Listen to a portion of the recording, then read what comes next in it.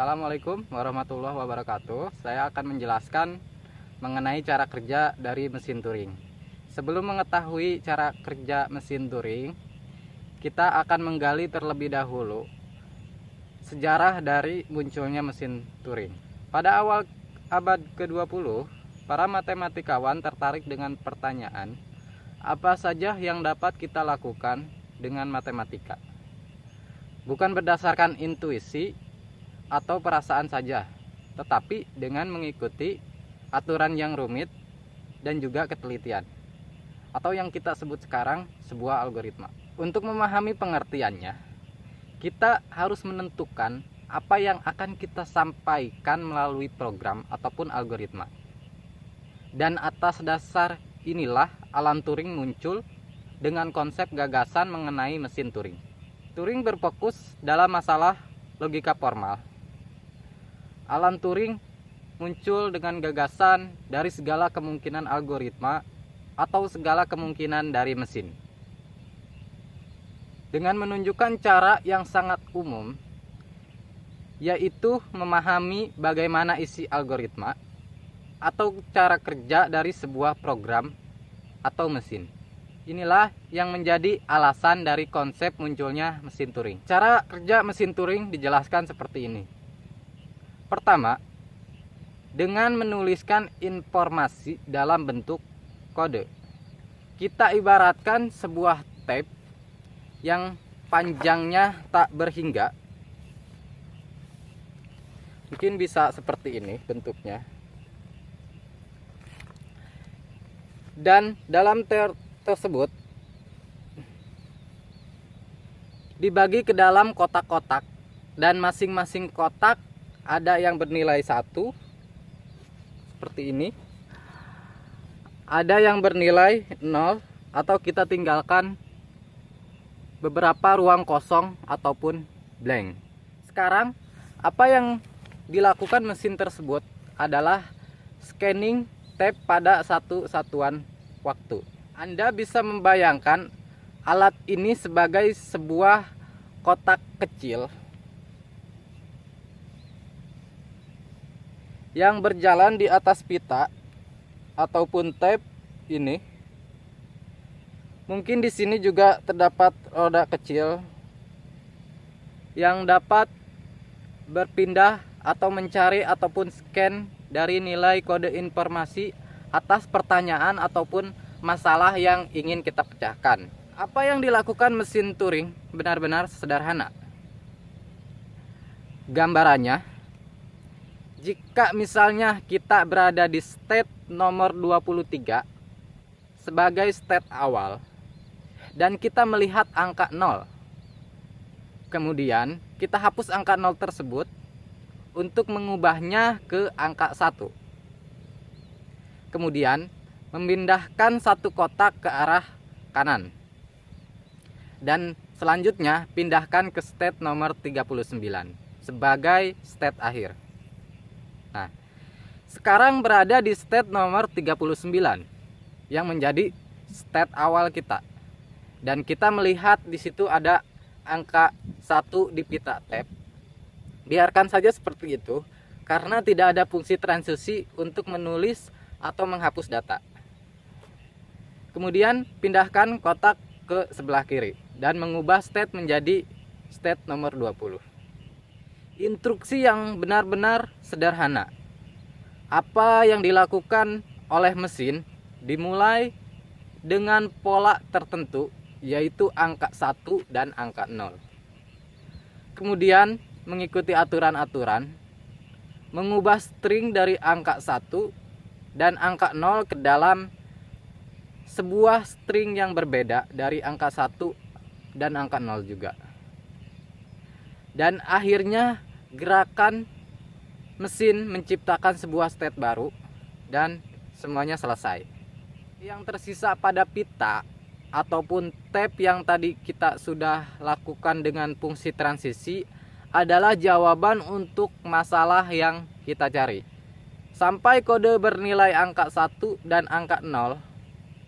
Sederhana, tetapi ternyata ini adalah inti dari perhitungan ataupun komputasi.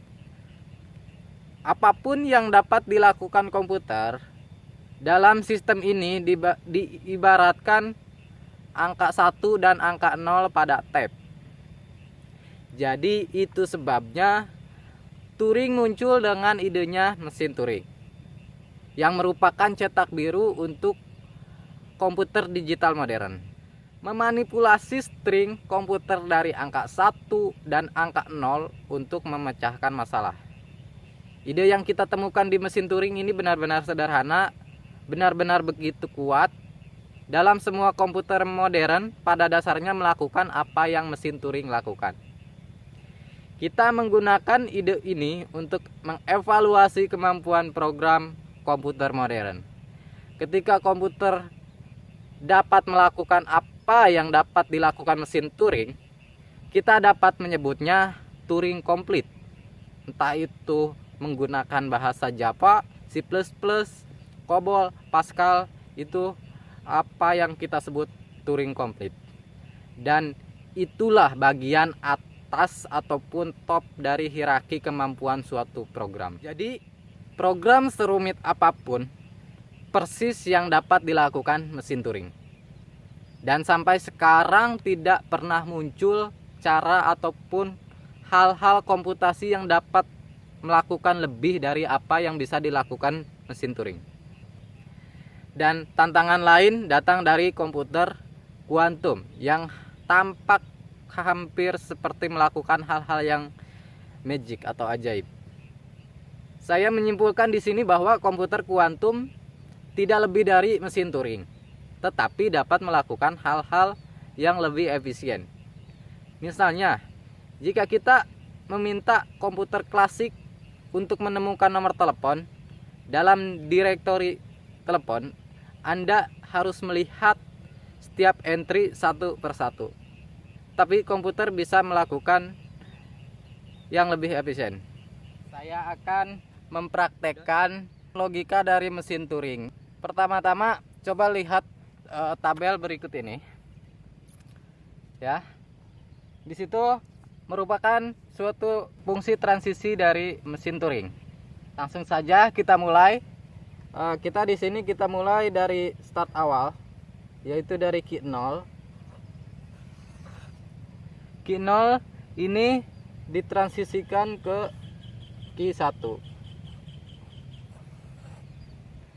Key 1 dan nilai dari key 0 ini bernilai 0.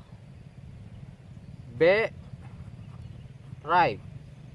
Nah, 0 di sini adalah yang tadi di tab yang sudah saya jelaskan di awal. Tab di sini bernilai 0, kemudian kita ganti nilainya dengan B. Kemudian si kotak pemindai ataupun head dari si mesin Turing itu pindah ke arah kanan yang tadi saya sebut right, atau di dalam tabel ditulisnya R. Kemudian key 0 berpindah ditransisikan ke key 5 dengan fungsi transisi yang bernilai 1, kemudian bernilai B dan right. Ya. Dan selanjutnya untuk B itu tidak ada, berarti langsung ke key 1. Key 1 mentransisikan ke key 1 lagi. Dan untuk nilainya sendiri adalah 0 dan right. Dan key 1 ditransisikan ke key 2.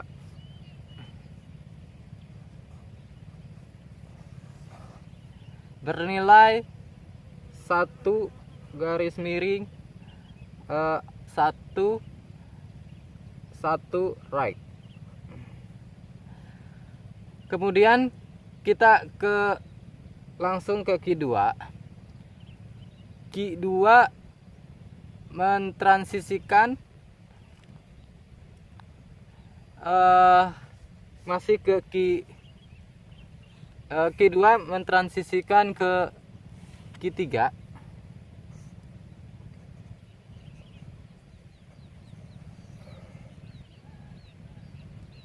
dan itu bernilai 1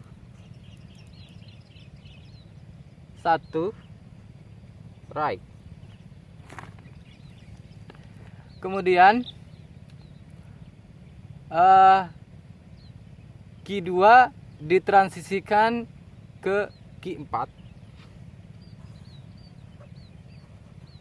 Q4 itu bernilai B left atau berpindah ke kiri.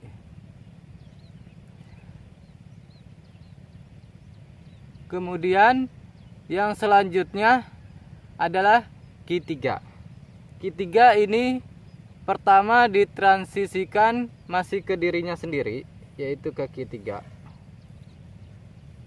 Untuk nilai Q3 ke Q3 adalah yang pertama 0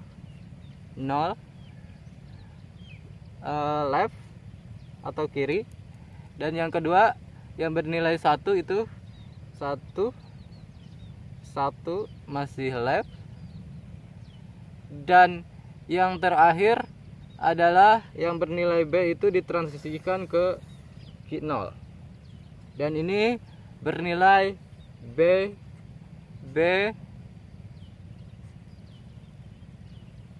right.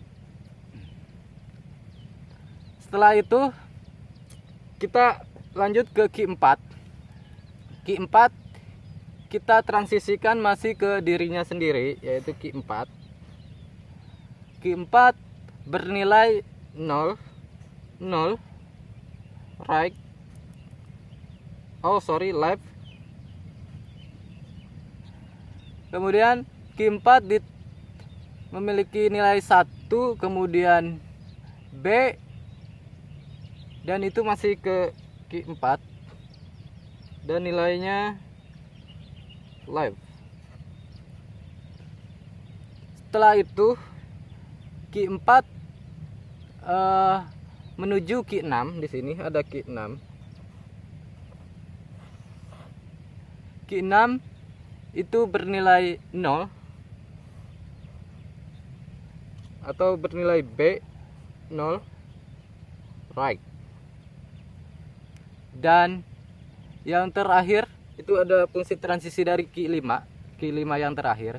Q5 transisi itu yang pertama masih ke dirinya sendiri dan bernilai 0 B right. Untuk simbol 1 masih ke 5 bernilai 1 B right. Dan yang terakhir untuk simbol B itu ke Q6 dan nilainya itu B right. Dan untuk Q6 adalah kosong. Ya, mungkin ini adalah hasil akhir dari fungsi transisi yang saya jelaskan tadi. Semoga dengan ini Anda bisa memahaminya. Terima kasih telah menonton. Wassalamualaikum warahmatullahi wabarakatuh.